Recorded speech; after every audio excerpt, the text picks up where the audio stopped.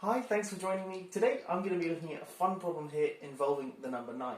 I have this number n defined to be 9 plus 99 plus 999 plus all the way up to a number with 999 digits, all of which are 9. Okay, and the question is, what is the digit sum of n? And by digit sum, I mean the sum of the digits. So for example, the digit sum of 52 is just 5 plus 2, which is 7. D is just short for digit sum. Okay, and then the digit sum of 37 is digit sum of 3 plus 7, and that's 10. Okay, so the question is, what is the digit sum of n? I recommend you pause the video now and have a go at the problem yourself, and in just a second I'm going to go over a solution. Okay, so the first thing to notice is that each of these numbers are 1 less than a power of 10. So for example, 9, that's 10 to the power of 1 minus 1. 99, that's 10 squared minus 1. 999, that's 10 cubed minus 1. And then this number here is going to be 10 to the power of 999 minus 1. Okay, so n is the sum of these 1 off a power of 10s. So, well, I can rewrite this then as 10 to the 1 plus 10 squared plus 10 cubed plus dot dot dot plus 10 to the 999. So bringing all the powers of 10 together. Then I'm subtracting 1 each time. So I'm going to subtract 999 lots of 1s. So that's just subtracting 999. Now, this is what's known as a geometric series or progression. And there's quite a nice way to evaluate that. And I'll quickly prove that now. Suppose we have s equals r plus r squared plus r cubed plus dot dot dot all the way up to r to the power of n. Well, obviously in this case we're going to have r is 10 and n is 999, but this is a more general case, which I'm proving. Well, let's multiply both sides by r. So I get r times s equals, now r times r becomes r squared, so I'm going to write that there. R squared times r becomes r cubed. R cubed times r becomes r to the 4, and then so on. And we'll have an r to the n minus 1 there. And if I multiply that by r, I'm going to get r to the n. And r to the n times r is r to the n plus 1. A lot of r's. Okay? So, if I do this equation here, minus this equation here, on the left hand side, I get r, s, minus s. Then on the right hand side, I get 0 minus r, that's just minus r squared minus r squared, that cancels nicely. R cubed minus r cubed, that cancels. In fact, all of these terms here will cancel all the way up to r to the n, because r to the n will cancel with r to the n minus r to the n is 0, and then I'm left with r to the n there, r to the n plus 1, sorry. So I get rs minus s equals minus r plus r to the n plus 1. Well, that means, well, we can factorise the left hand side to write it as s times r minus 1, and then we can just divide both sides by r minus 1.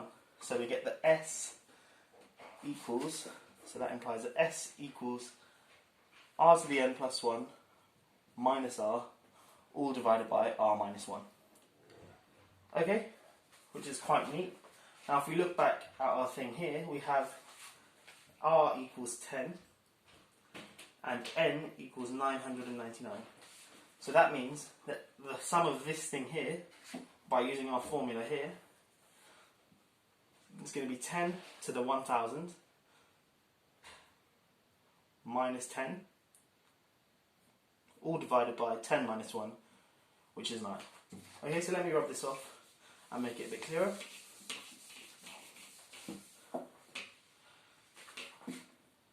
So 10 to the 1000 minus 10, all divided by 9. And then of course we've still got this subtract 999. Now, 10 to the 1000 minus 10, that's just, if I factor out a 10, that's 10 to the 999 minus 1, divided by 9, and then of course the minus 999 there. Now this thing here, remember, is just this number here. It's 999, or 999 nines. So when I divide by 9, each of the 9s will turn into 1s. Like for example, 9 divided by 9 is 1, 99 divided by 9 is 11, 999 divided by 9 is 111, and so on. So if I divide this by 9, I'm going to get 999 ones. And then of course multiplying by 10 is going to put a 0 at the end. So this number here is 1, 1, 1, dot dot dot 1, 1, 1. And there's 999 ones there. And then of course there's a 0 at the end because we're multiplying by 10. And let's not forget the minus 999. And now what's quite nice about this is when I subtract 999 from this big number here, that's only going to influence the final 4 digits, the 1, 1 and the 0. So if I look at 110 minus 999, that's going to equal 111. So this whole number here is just this number here, but forget the last 4 digits and replace them with 111. So all in all, it's just going to be 999 ones.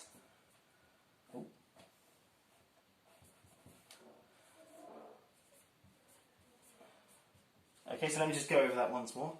We had this big number here, and then when we're subtracting 999, it's only going to influence these last 4 digits, 1110. When I do 1110 minus 999, I get 111. So then I'm just left with this, take away this 4-digit number here and replace it with 111, which is just that, okay, which I've written there. And that is exactly what n is. So we haven't actually done anything apart from use some algebraic manipulation and those sorts of things and get down to what n is in terms of ones. And now remember, the original question is to evaluate the digit sum of n. Well, that's actually quite easy because we've just got 999 ones. So then the digit sum of n is just 999 times 1, which is of course 999.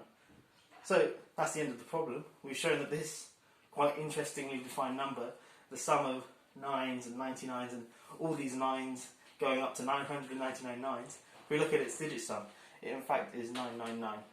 I hope you've enjoyed the video. If you have, please like and do subscribe if you haven't already. And yeah, see you in the next one. Cheers.